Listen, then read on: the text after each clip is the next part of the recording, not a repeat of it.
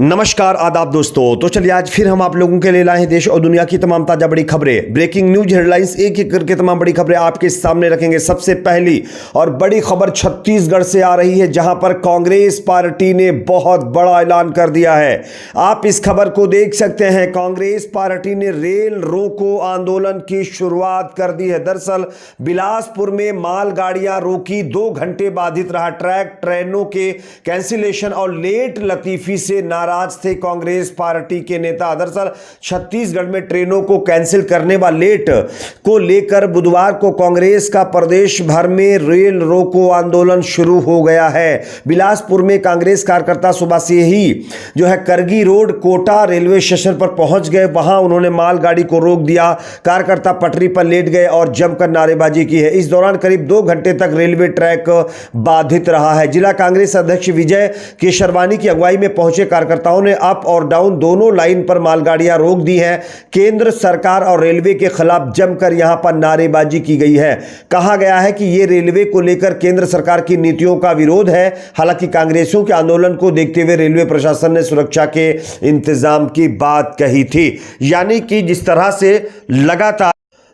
से देश में लगातार और खास करके छत्तीसगढ़ में ट्रेन कैंसिल की जा रही हैं और साथ ही साथ उनको लेट एक जगह से दूसरी जगह भेजे जा रहा है, उसको लेकर के लोगों में नाराजगी थी और इसी नाराजगी पर कांग्रेस पार्टी ने सड़कों पर आकर के रेलवे के खिलाफ प्रदर्शन किया है और साफ तौर पर कहा है कि रेल वो लेट नहीं होनी चाहिए और यहां पर जो कैंसिल ट्रेन हो रही हैं वो नहीं होना चाहिए, क्योंकि लोगों को एक से दूसरी जगह जाना रहता है। ऐसी सिचुएशन में अगर ट्रेन लेट हो जाती है और उनको कोई दूसरा ऑप्शन नहीं उपलब्ध करवाया जाता है तो इससे काफी परेशानी का सामना करना पड़ता है। इसलिए रेलवे की जो लापरवाही है उसके खिलाफ यहां पर कांग्रेस के नेता सड़कों पर उतर गए हैं। बात करेंगे अगली खबर की, जो कि सामने आ रही है महाराष्ट्र से, जहां पर अजीत पवार गुट को जबरदस्त झटका लगा है। उनका एक्स अकाउंट सस्पेंड कर दिया गया है। यानी कि महाराष्ट्र में राष्ट्रवादी कांग्रेस में 2 गुट बनने के बाद शरद पवार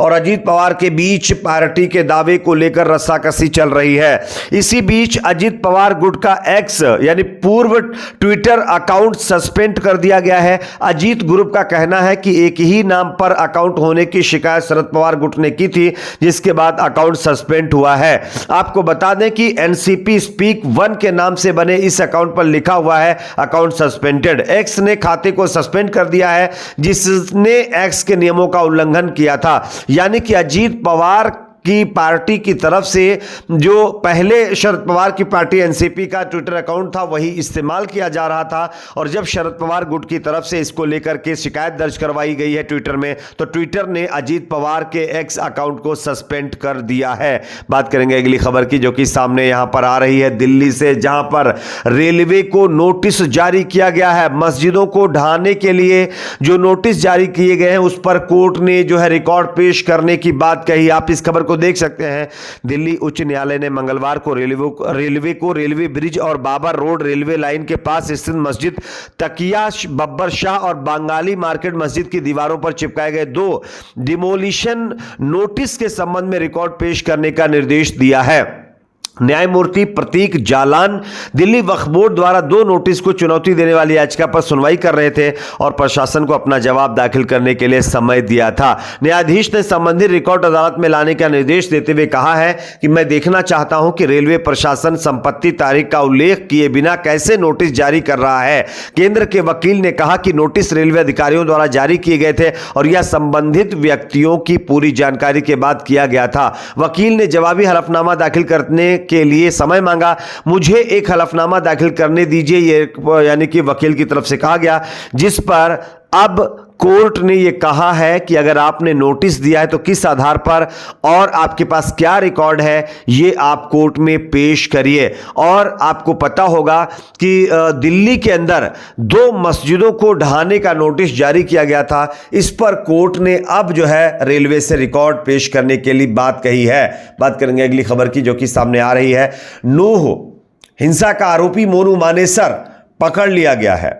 पकड़ने के बाद इसके पास से जो चीजें बरामद हुई हैं वो सुनकर आप चौंक जाएंगे। मैं आपको खबर दिखा रहा हूं, आप देख सकते हैं। हरियाणा पुलिस ने गुरुग्राम के मानेसर से नूह फसाद के आरोपी मोनू मानेसर को पकड़ा है।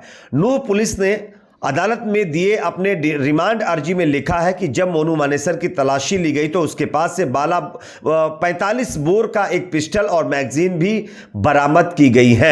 हरियाणा पुलिस ने 26 अगस्त को साइबर क्राइम नूह पुलिस स्टेशन में एफआईआर दर्ज की थी। यह एफआईआर 153, 153A, 295A, 298, 504, 109 आईपीसी और 255459 आर्म्स एक्ट के तहत दर्ज की गई है। मोनू मानेसर पर आरोप है कि उसने 26 अगस्त को अपने फेसबुक अकाउंट से एक पोस्ट डाला जिसमें लिखा कि परिणाम की चिंता हम नहीं करते, वार एक ही होगा, आखिरी होगा। साइबर क्राइम की टीम की नजर जब मोनू मानेसर के इस पोस्ट पर पड़ी तो सिपाही मनोज कुमार की शिकायत पर यह एफआईआर दर्ज की गई थी और उसके बाद अब मोनू मानेसर को पकड़ लिया गया है। फिलहाल अगर ताजा अपडेट की बात करें तो मोनू मानेसर को अब जो है हरियाणा के बाद राजस्थान की पुलिस ने कस्टडी में ले लिया है, जिसके बाद उसको कोर्ट में पेश किया गया है। अब देखना होगा कि पुलिस किस तरह से क्या कार्रवाई मोनू मानेसर के ऊपर करती है। फिलहाल 15 दिनों की न्यायिक हिरासत में मोनू मानेसर को भेज दिया गया है। बात करेंगे अगली खबर की जो कि सामने आ रही है दोस्तों।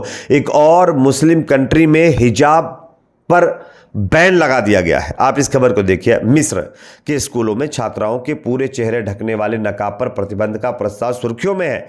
यह अगले सत्र से लागू होगा। शिक्षा मंत्री रेडा हेगाजी ने आधिकारिक तौर पर इस निर्णय की पुष्टि की है और नए दिशा निर्देशों के बारे में विवरण प्रदान किया है। मंत्री हेगाजी के अनुसार नया ड्रेस कोड छात्रों को ऐसा हेयर कवर पहनने की अनुमति देता है जिससे उनका चेहरा अस्पष्ट न हो। 30 सितंबर से शुरू होने वाले आगामी शैक्षणिक वर्ष के लिए स्कूलों के अंदर नकाब यानी पूरा चेहरा ढकने वाला नकाब पहनने पर प्रतिबंध लगाने के मिस्र सरकार के हालिया फैसले पर बवाल मचा हुआ है। अब देखना होगा कि इस पर किस तरह के दूसरे मुस्लिम देश रिएक्ट करते हैं, लेकिन इजिप्ट में ये जो फैसला लिया गया है ये अपने आप में चौंकाने वाला है। हालांकि इजिप्टियन सरकार कह रही है कि महिलाएं नकाब पहन सकती हैं और उनको चेहरा ना दिखने वाला ही नकाब पहनेंगी, लेकिन अभी जो नकाब पहना जा रहा है उस पर शायद रोक लगाने की बात कही जा रही है। बात करेंगे अगली खबर की जो कि सामने आ रही है। 87 साल के धर्मेंद्र को लेकर के बड़ी खबर आ रही है। उनकी तबीयत अचानक खराब हो गई है,